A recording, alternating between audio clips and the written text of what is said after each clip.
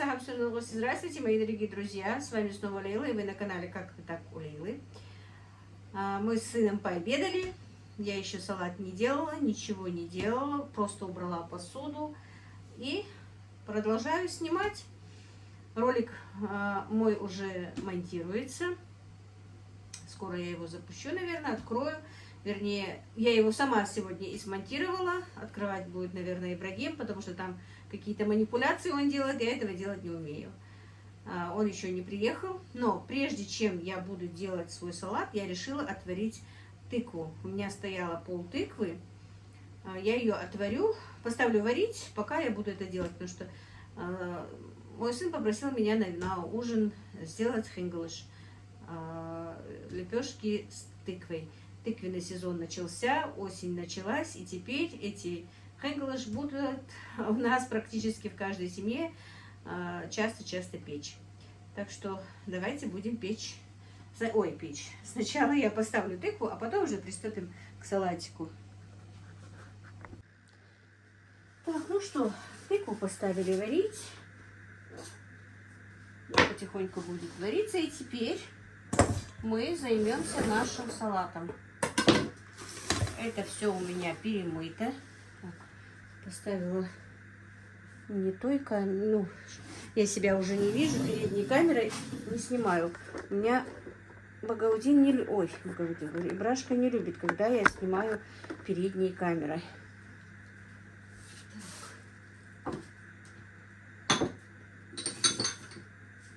Так, чесночок. Ну, вот сейчас я немножко покажу, что как, и потом не буду вас долго томить. Наверное, первым делом, так, чайник у меня интересно, есть кипяток. Кипяток есть. Сейчас, минуточку, друзья. С помидор нужно снять кожицу. Поэтому сделаем сначала на помидорах такие надрезики. Помидоры, конечно, было бы здорово, если бы были круглые, но у меня не круглые помидоры, а сливки. И поэтому вот так вот крест-накрест сделаем надрезы. Ну, если я начну снимать, то, конечно, начну звонить. Да. Соя.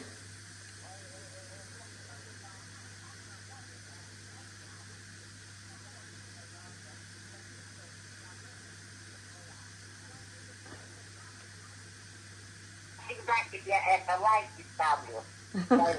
Хорошо, диарезхо. Да, 50-100 штук хотел у нас. Я вам заказать землю, пока отчет я что.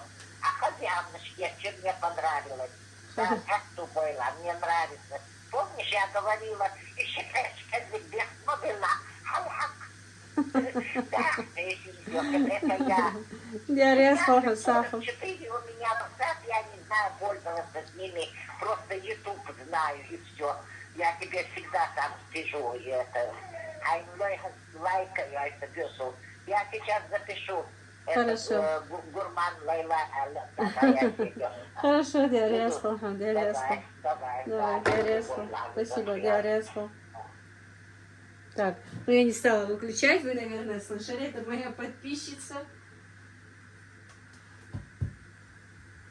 Так, ну и вот так вот все помидорки мы крест-накрест, чтобы кожица, надо кожицу с них снять на всех помидорках.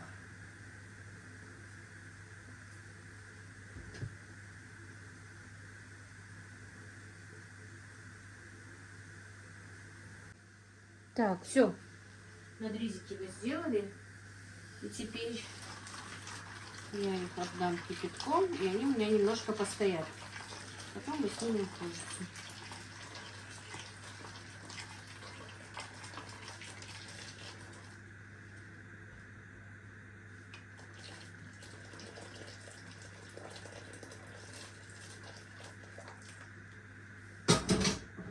Все.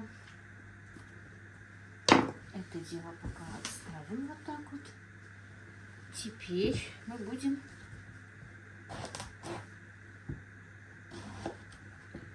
резать баклажаны. Баклажаны нужно сделать тоже вот так вот. И не мелким кубиком порезать на кубики. Все баклажаны порежем так.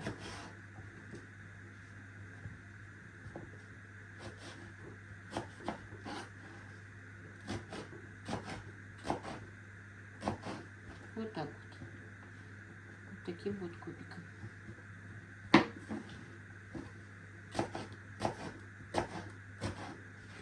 Кожу-то снимать не надо, потому что сейчас практически не встречается горьких баклажан.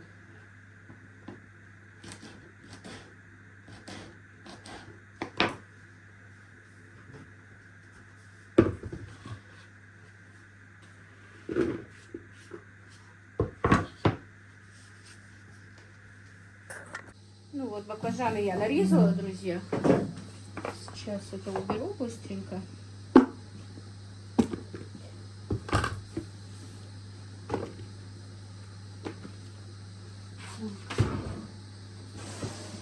И сначала посолим баклажаны, потому что им нужно немножко постоять, хотя бы часик. Ну, пока я все это нарежу, еще остальное пожарю, как раз и пройдет час.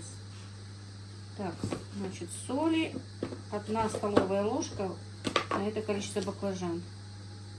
У меня чуть-чуть меньше баклажан, чем должно быть в рецепте, поэтому я не с горкой добавлю. По рецепту 4 килограмма, у меня тут где-то 3600 только.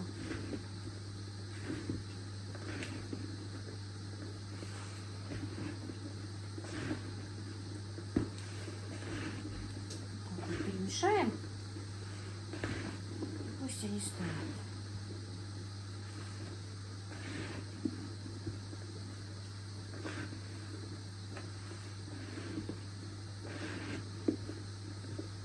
Надо еще купить баклажан и запечь. Пока еще они не очень дорогие, потому что зимой уже их не поешь. Только вот так вот в консервированном виде. Я люблю баклажаны. Я так не признаю кабачки, конечно, а вот баклажаны люблю. Я люблю баклажан, знаете, еще как? Просто кружочками нарезать. И просто так на сковороде чуть-чуть масла налить и обжарить с 2 сторон. Все. Мне ничего больше там не надо. Ну, посолить, конечно. И все. И когда я так сказала, моя соседка, ну, удивилась, какой может быть вкус вот просто так, без ничего.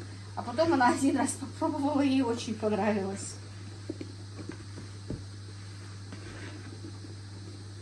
Все. Пусть они теперь у нас стоят и нам не мешают. Теперь мы нарежем лук. Так, теперь режем лук. Лук режем так вот, просто на 3 части. Так, баклажаны сделали свое дело. Руки черные, ногти черные. Но не умею я в перчатках ничего делать.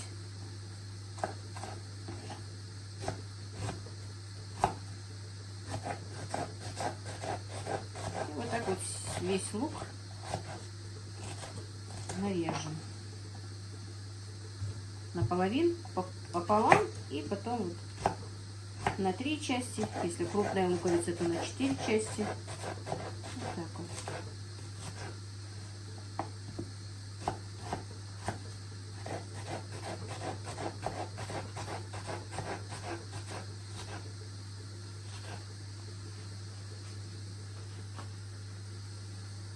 Ну вот, мои дорогие, лук нарезан. Теперь я просто немножко покажу, потому что телефон у меня уже разряжается. Вот так вот на кубики я нарежу болгарский перчик.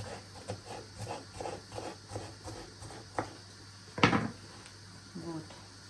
Чеснок можно и на чеснокодавке, а можно вот так вот. Вот меленько-меленько нашинковать, вот так вот, нарезать его. Все вот это вот я подготовлю и потом подключусь. Не буду вас томить. Так вот. И первым делом сейчас я уберу кожицу с помидор.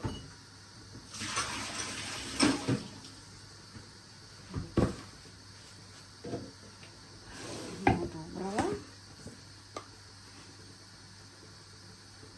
Вот так вот кожица, как видите, легко снимается.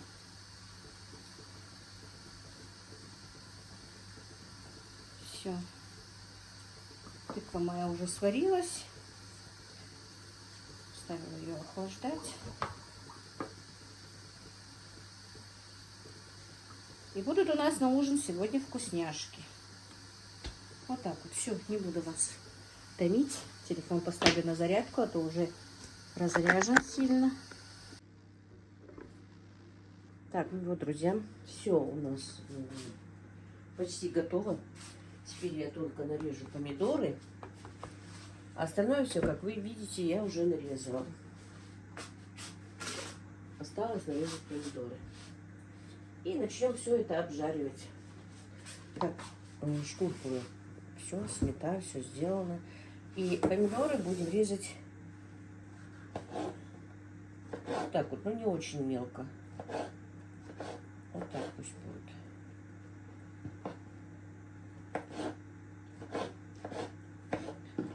Так вот нарежу все помидоры.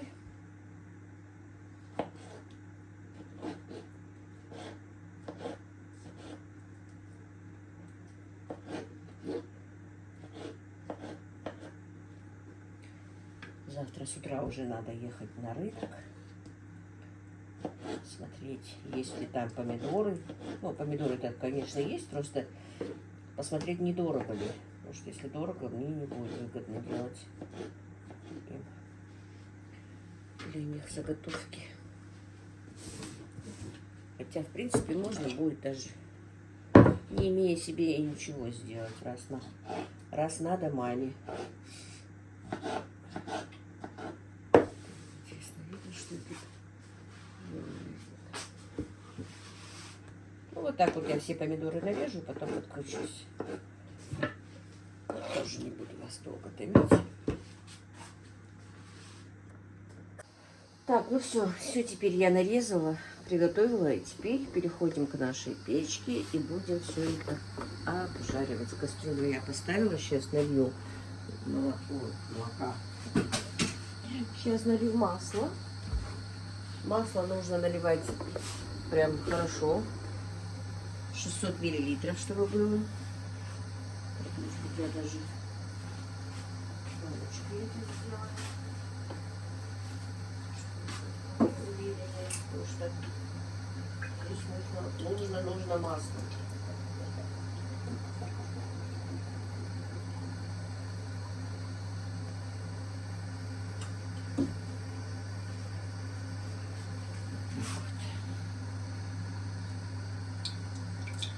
И пусть масло хорошенечко накалится.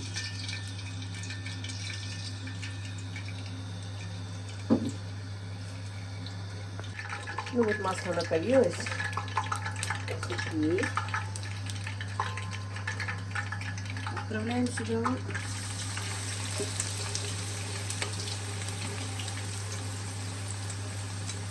И прям обжаривать на сильном-сильном огне.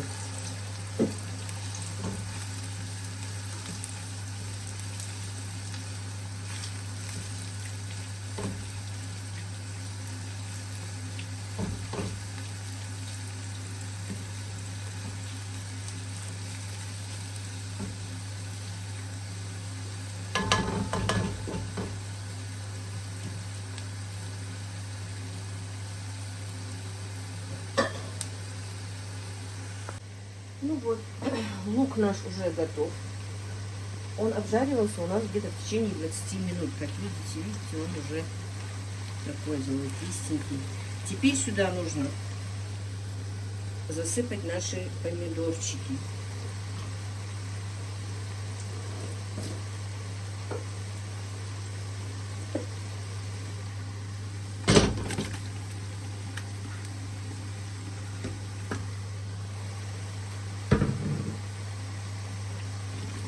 Также продолжать их обжаривать уже на сильном огне. Ну, тоже, наверное, минут 15-20, чтобы эта жидкость ушла, чтобы помидоры поменялись в цвете. Все, продолжаем обжаривать.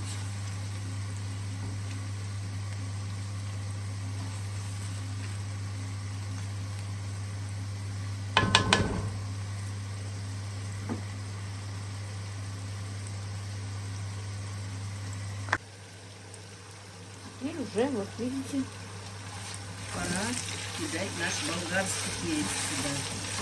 Помидоры томились у нас минут 15, по-моему, 18 даже. И теперь болгарский перчик сюда.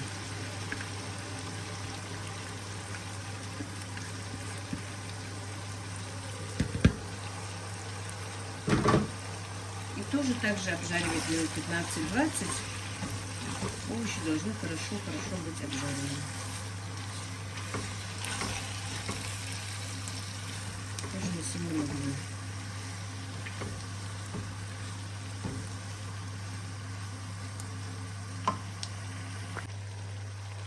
Ну вот, болгарский перец тушится, тоже вместе с всем овощи у нас тушится. Ну, конечно, часто нужно подходить и помешивать в течение этих 15-20 минут.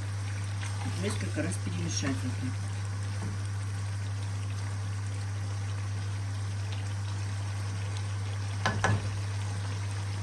Ну и сразу можно закинуть острый перчик сюда.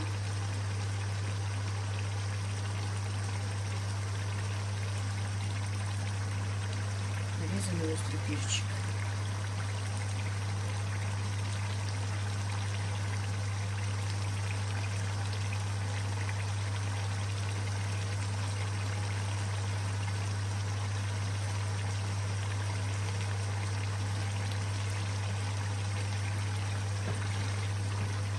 Потомиться, если не будет остро, я немножко еще откину, потому что мы любим остренькое. Ибрагим так вообще у меня обожает острое. Но мы не так сильно. Мы раньше тоже очень любили острую пищу.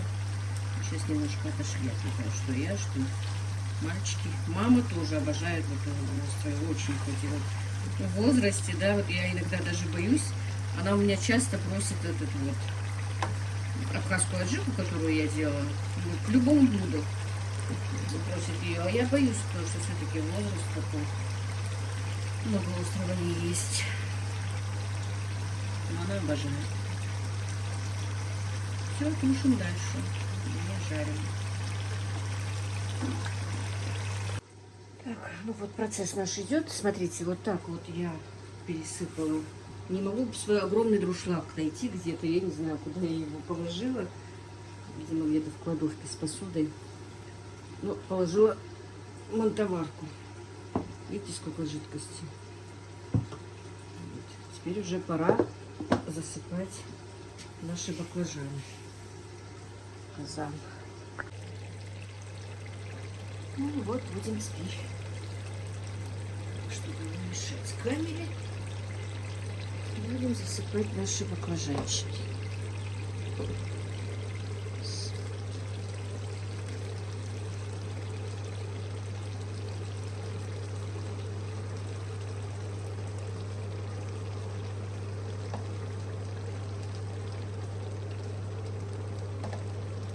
У меня кастрюля 10-литровая, друзья, как раз она должна.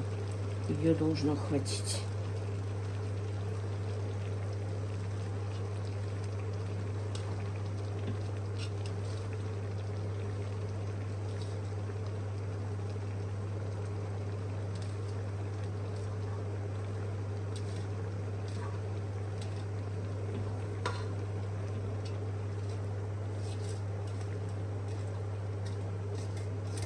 Накапала на плиту.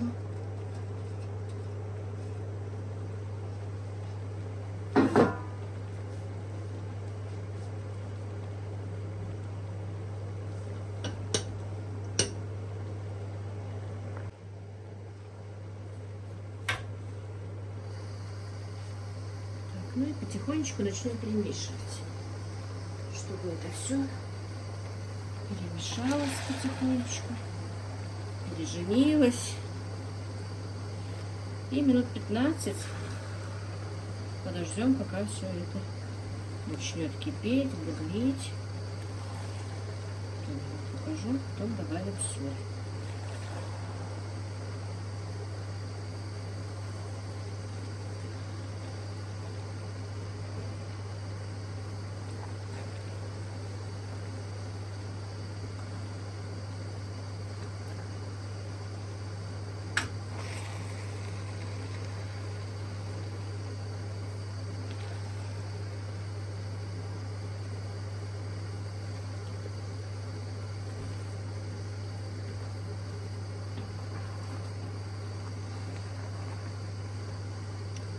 Сюда нужно по рецепту кинзу, но у меня ее, к сожалению, нет.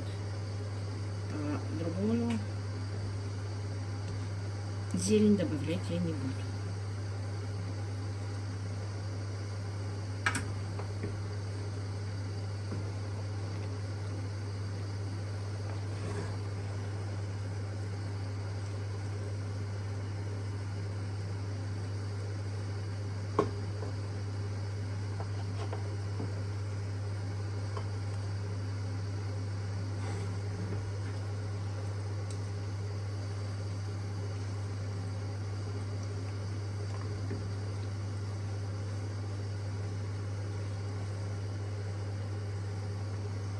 Ну все, перемешали, теперь пускай все это кипит. Пока не будем накрывать крышкой, все так же оставим.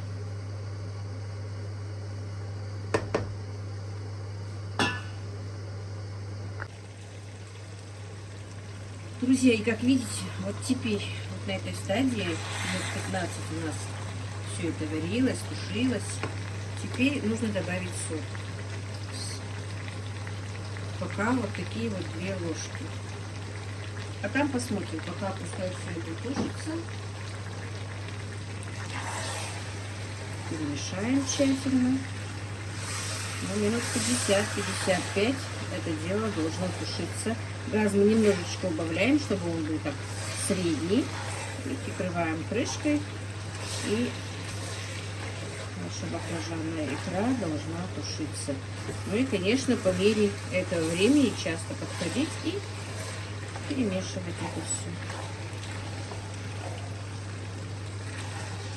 Она уже уварилась.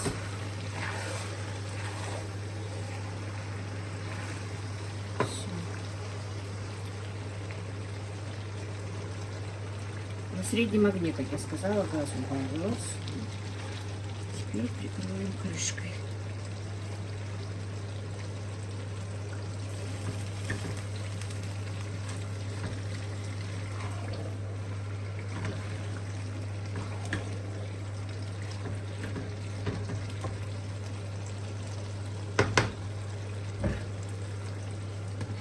Так, немножечко оставим зазор. И пусть тушится.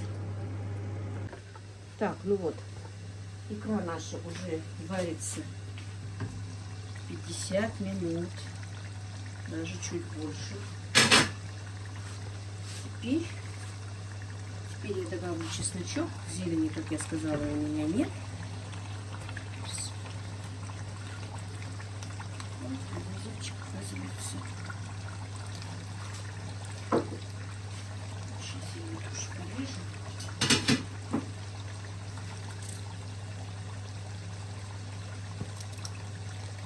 И минут 10 еще покипит с чесноком. За это время я сейчас подготовлю банки, прокипячу крышки. И все будет готово. Немного. На нашу семью, конечно, это немного, но вот,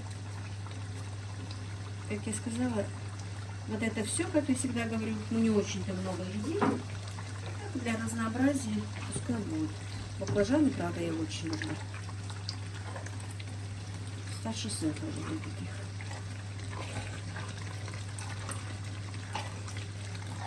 Все, видите? Вкусняшка какая. Я еще посолила немножко. Неполную ложку соли добавила, потому что соли было маловато. Теперь я еще добавлю сахар. По рецепту у нас сахар идет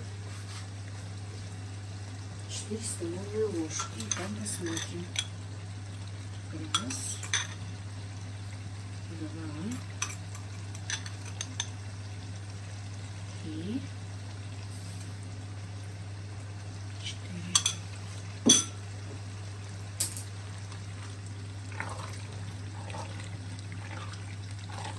Аромат пошел чеснока.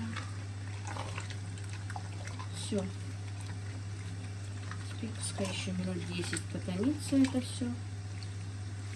И будет готово.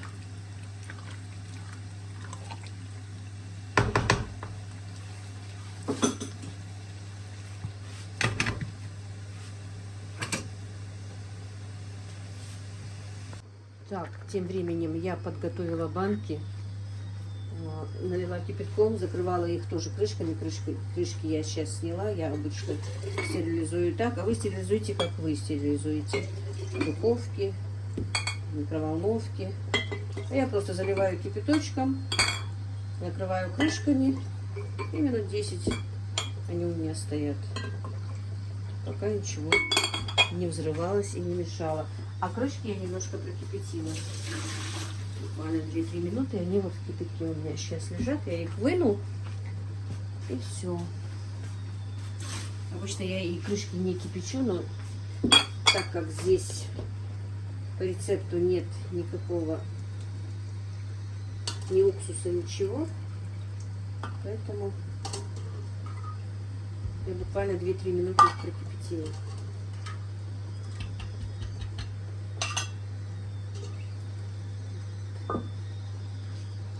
Все, сейчас немножко еще пусть постоят, водичка стечет. И мы закатаем. Так, ну вот я поближе переставила сюда. Вот, все. Видите? Масло уже сверху. Ну и, конечно, икра уже готова. Все. Она у нас варилась где-то больше, чуть больше часа даже. 50 минут, 55 минут до того, как я закинула чеснок с сахаром. И вот 10 минут после этого.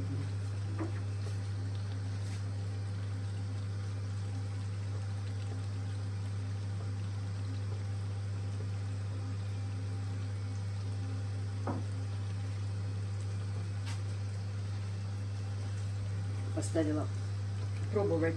Не попробовала, сейчас попробовала. Все в меру. Все нормально. И сахар, и соль, и острота. Я добавила, друзья, еще 2 острых перчика. Для кого-то это может быть. Просто перчик не острый. Когда я добавила 1 перец, вообще не чувствовалась острота. Вот, включаем. Я добавила еще 2, и вот небольшая острота только. Значит, перец просто не был острым. И все, теперь наполним наши баночки и закатаем. Наконец-то я смогла это сделать, а то так нужно, чтобы воздуха не было в баночке. Зелень можно и зимой добавить, когда мы едим, если она нужна. А в принципе, соление это не обязательно. Зелень.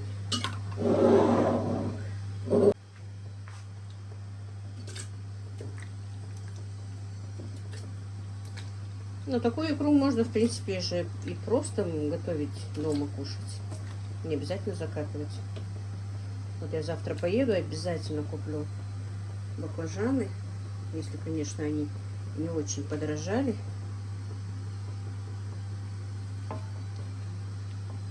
Чтобы и такую икру просто дома поесть сделать. И хочу в духовке еще запечь под сыром. Напоследок поесть, пока они недорогими стали.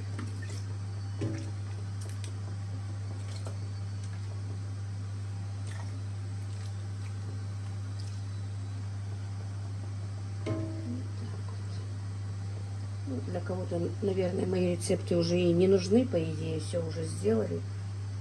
Да и баклажан у них нет купить сейчас.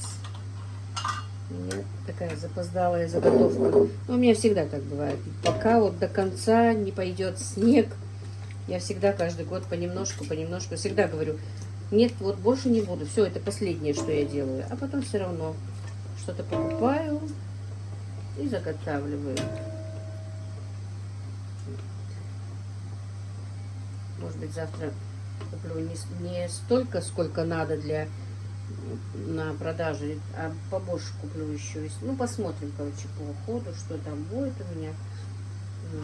Может быть, еще и аджики для себя наварю, потому что уже банки 5-6, по-моему, Ибрагим у нас съел аджику. Тем более. Ну, хотя второй сын Джабраил, он не очень-то ест заготовки. Так, ну здесь литровая не будет. Только 700. Остановить мне не хочется.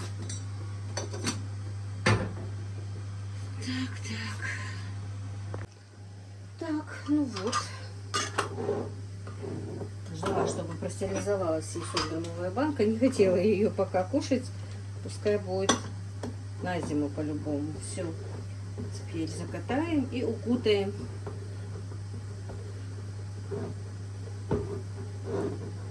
И, наверное, сегодня я еще сделаю кабачковую икру. В этом году один замес сделала, мы ее всю съели. Так что немножко надо будет сделать. Тем более кабачки стоят купленные. Так, ну вот.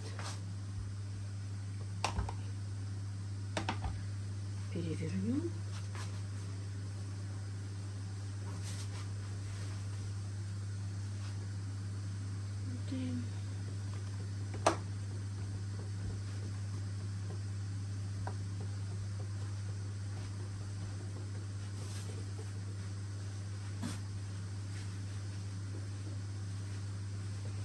Еще своей теплой кофточкой. Это мне в прошлом году Галина присылала из Америки. Она такая удобная, мягкая, теплая. Я ее ношу.